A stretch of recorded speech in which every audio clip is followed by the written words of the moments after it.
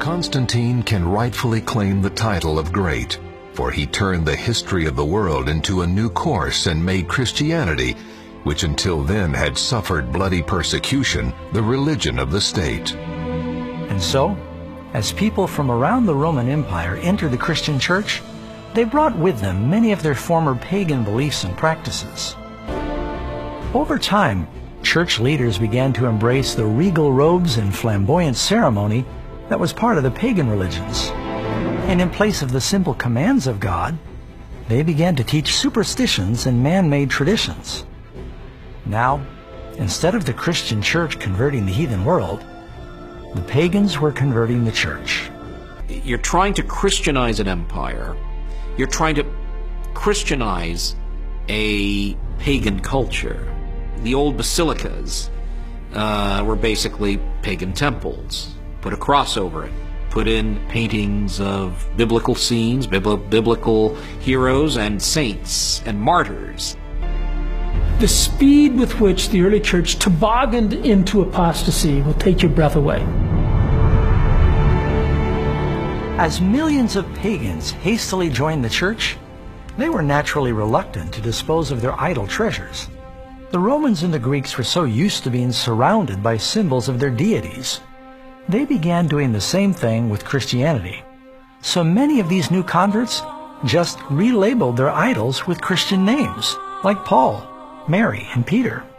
A statue of Jupiter became a statue of Peter. And we know that because it has a sun disk right over its head that indicates that this is not Peter, but it's a pagan statue that's been renamed. Instead of Romulus and Remus, hey, why not the martyrs, the great martyrs Cosmas and Damian, right? The representations of Isis, which is originally an Egyptian goddess but has become very Greek already, becomes essentially the representation of Mary carrying her child. You have a mother and child tradition all the way down through history. You have it in Mithraism, you have it in Babylon, you have it all the way back in Persia. It appears that Mary acquired some of the characteristics that were associated with some of these other goddesses. She wears a dark blue coat and she stands on the half moon. She is the mother of all gods. Isis carrying her son Horus. That is the image that gets a new name, and now the name is Mary carrying the child Jesus. Or a depiction of the god Hermes is shown as Christ the Good Shepherd. Asclepius is the iconographic model for a lot of the depictions of Jesus, yes. A young, vibrant god with curly hair, down to about here, and a little beard. Soon the statues of the saints and even Jesus began adorning the churches. Even though God clearly forbids this practice in the Ten Commandments, people continued to revere and to pray to these relabeled idols. Thou shalt not make unto thee any graven image, or any likeness of anything that is in heaven above, or that is in the earth beneath, or that is in the water under the earth. Thou shalt not bow down thyself to them, nor serve them. Related to the last point is the veneration of Mary, the mother of Jesus. While it is true, Mary was a faithful woman and greatly honored to be his mother, the scriptures teach nowhere that she's to be deified or worshipped. The Bible does not venerate Mary as a special saint. It lifts her up as a pure, wonderful woman used by God to give birth to the Messiah. Yet, at the Council of Nicaea in 325, the Church elevated Mary to the stature of a goddess and co-mediator with Christ.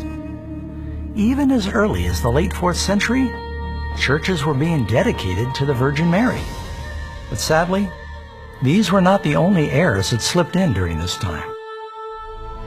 The baptism ceremony was also performed in a lake or a river where a person could be fully submerged, signifying they were fully washed from their sins. The practice of baptism was gradually altered by the church. Hundreds of years after Christ, sprinkling and pouring was introduced as a more convenient mode of baptism. This actually undermined the powerful symbolism of the service, and it contradicts the example of Jesus, who was baptized by immersion. Another Christian truth that was altered by pagan influence was the Lord's Supper. Jesus instituted the communion service, also known by some as the Eucharist, to be a beautiful yet simple ceremony where his followers would drink unfermented wine and eat unleavened bread. These symbols of Jesus' sinless body and blood are designed to help believers remember the sacrifice and the teachings of Christ. But again, under the influence of heathen rituals, the Holy Communion service was gradually changed by church leaders into a mystical ceremony. In this new ritual, fermented wine was used, and the priest, allegedly, had the power to transform the bread and the wine into the actual body and blood of Christ. Even to the point where later on they say we are creating God by speaking the words of mystagogy. By 1415 AD, at the Council of Constance, church leaders further decreed that only the priests could drink the wine and the laity would only receive the bread. Yet the Bible clearly says that when Jesus established the communion service, they all drank from it. About 300 years after Christ, the church began to deviate from another of the 10 Commandments, specifically the 4th commandment that requires believers to remember the 7th day as the Sabbath. Remember the Sabbath day, to keep it holy. 6 days you shall labor and do all your work, but the 7th day is the Sabbath of the Lord your God. Church leaders began to devalue the 7th-day Sabbath of the 10 Commandments in preference for the more popular Roman Sunday. Some Christians mistakenly thought that you should fast on the Sabbath, but you could feast on Sunday. That's what the pagans did. They feasted on Sunday, fasted on Saturday. Not a Jewish concept. The Jews fasted Friday and feasted Sabbath. And Christ is resurrected on a Sunday, and there's a very natural tendency, therefore, to mark that and celebrate that. There's a third reason, and that is the influence of sun worship that creeps into the church. And when sun worship begins to creep into the church, Constantine can make use of that to lead to the exaltation of Sunday, the day of the sun, as being the day that people should worship on. This gradual departure from God's law over the centuries has become so widely accepted that most are shocked to learn that Sunday keeping has no foundation in the Bible. In AD 313, Constantine published the Edict of Milan, establishing Sunday as a day of rest. The emperor's Sunday law had nothing to do with Christianity. It was actually to honor the main Greco-Roman sun god called Helios, or Apollo. The Emperor Constantine became a convert to Christianity, and also because he remained partial to the sun god, the Emperor Constantine moved the day of worship from Saturday, the Sabbath, as had been traditional in Judaism, obviously, to Sunday, the day of the sun god. And ever since, Christian folks, at least for the most part, overwhelmingly, have held their day of worship on Sunday rather than Saturday. Centuries earlier, the prophet Daniel had foretold a religious power would arise that would think to change times and laws. Within the 10 Commandments, there's only one law that is also a time: the Sabbath. The doctrine of hellfire was also distorted by pagan mythology. In the book of Revelation, the Bible teaches that following the Great Judgment Day, the lost will be cast into a lake of fire. At that time, each person is punished according to what they deserve, and then they're totally consumed and eternally perish. And do not fear those who kill the body, but cannot kill the soul, but rather fear him who is able to destroy both soul and body in hell. For the living know that they will die, but the dead know nothing. The priests began to teach that hell was a place of eternal torment, ruled by the devil, and it began at the moment of death. The fallen church was able to use this frightful concept of never-ending torture to terrorize and manipulate both the king and the commoner. Most tragic of all, this false teaching portrays Jesus as some sort of sadistic fiend.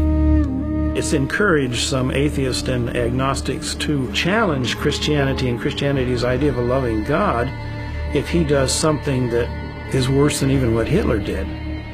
No matter what somebody has done, is billions of years of torture fitting the crime? So there have been people who have hated God and have learned to hate God because of this. Another pagan concept that infiltrated Christian thinking was regarding the afterlife. Purgatory is the idea that teaches that at death, some people will enter a temporary hellfire where they're purified for heaven. The idea of purgatory dates back centuries before Jesus' time. Writings from Plato as early as 400 BC helped shed light on where this concept of purification and punishment came from. However, purgatory didn't become regarded as an actual place until centuries later. Between 1160 and 1180 AD, theologians developed the doctrine of purgatory, leading to the formal acceptance of it at the Second Council of Lyon in 1274. This doctrine was fabricated to manipulate the masses for financial gain. People were willing to pay huge amounts of money to release a loved one from the tortures of purgatory.